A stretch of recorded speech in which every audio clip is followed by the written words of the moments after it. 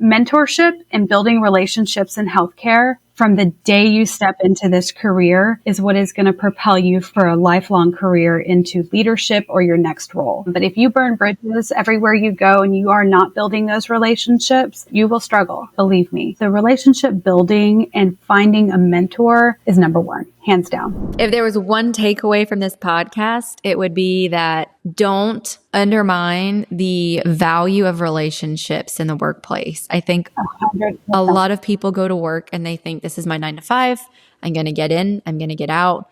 And they're not doing anything outside of that. And it's like, yes, you can be a great nurse. You can be a great leader. You can be a great this or that, whatever you choose to do. But not only that, I've found in my own career that when I don't take time to build and strengthen relationships, I get lonely. And so many people don't take the time to develop and strengthen those relationships. And then they wonder why they're unhappy in their career. And I'm guilty of it myself, right? So like I've had great relationships, but there have been times where you get so caught up and so busy and so worried about the outcome or the number. And then you forget that the most important part of it all is the people. Very much so. And I think that innately, especially when you're leadership driven and you have this personality type, we don't give ourselves grace. And so no, ever, not at all. I don't do it still. I mean, I'm still having to talk myself off a cliff many times. Like, you're doing fine. Just relax. Everyone thinks you're doing great, but you. But absolutely building mentorship and building relationships in healthcare from the day you step into this career is what is going to propel you for a lifelong career into leadership or your next role.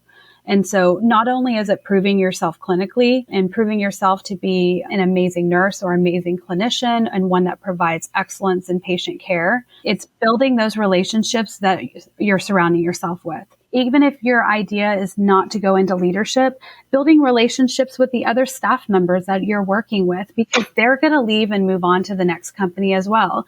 And when you're looking for a change and you're looking for kind of an exit strategy, who are the people that you're going to reach out to say, hey, I need some advice? You know, where do you think I would fit? Oh, we have a position open for you here. It's amazing. I'll put in a good word. You know, those are the things that are going to get you to that next step, whether it is staying bedside, staying clinical, or leadership. But if you burn bridges everywhere you go and you are not building those relationships, you will struggle. You're going to struggle no matter what. And you're going to be bouncing between jobs. And I think that some people maybe thrive off that, or they're looking for that next pay raise. But believe me, staying tenured and staying loyal, the majority of the time, it's going to work out for you in the future, because I never had to move jobs to take a pay increase. I was able to advocate for myself within that same facilities, and I worked hard for it and I deserved it, and they honored that.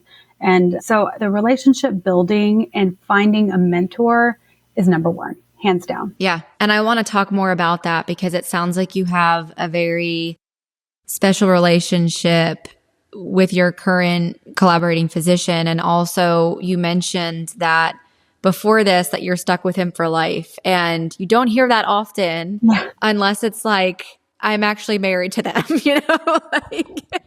Yeah, no. There's not... Or he's stuck with me. There's not tons of loyalty nowadays, I feel like, in the workplace. And I think it's a two-way street. I think like the employee has to advocate for themselves, ask the right questions, but the employee also has to treat their people right. But when it comes to loyalty, it's kind of this rare thing that we see nowadays, right? And people will almost advocate for you to make the move, to get the pay raise, because, well, you know, the employee just sees you as a number anyway. So I'd like to hear a little bit more about what makes you say that about where you're at now, and, you know, the relationship that you've built with this person, and just kind of why you can make a comment like that and be so confident about it.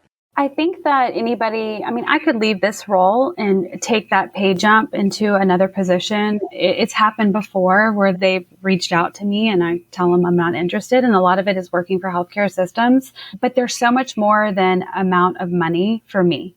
So for me, a lot of it is, and I talked about it before, flexibility.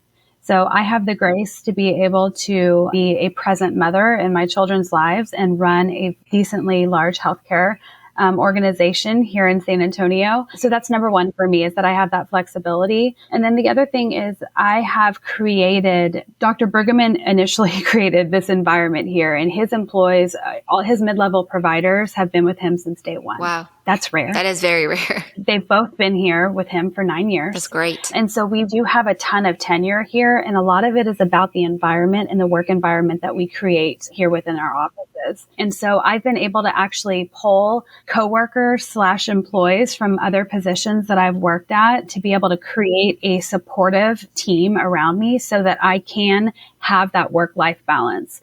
I feel like a lot of people leave careers and they leave companies because they don't have that balance, and that's what they're looking for. They're looking for more money, and they're also looking for a better work-life balance because they haven't either been in a position to be able to create the work-life balance that they're looking for, or the company just doesn't have it. Right.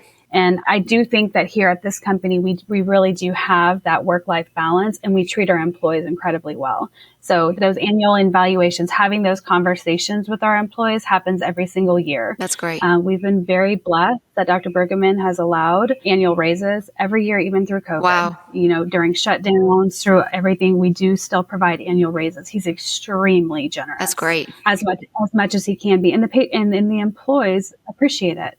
And they know that most of our employees have worked in healthcare for 15, 20 years. Some of them a little less, but a lot of them are very tenured healthcare employees. Our medical assistants are very tenured, and they know the grass is not greener. So yes, you may have a hard day here. It may be chaotic. We may have a crazy clinic. There may be a patient that is just, losing their mind, and it's very frustrating, but that's not every day here. And they're surrounded by a team of friends and other employees that are there to support them. So I think for me, jumping to another position in another company with another practice or with a healthcare organization, whatever amount of money I would be able to make by moving isn't going to provide me all the other benefits that I have with this work environment. And that's what's so important for me. And that's what keeps me in this role, is that I love the people that I work for. I love the people that I work with. I love the mission of our company and what Dr. Bergman has created here. And that's what's going to keep me here. I love that.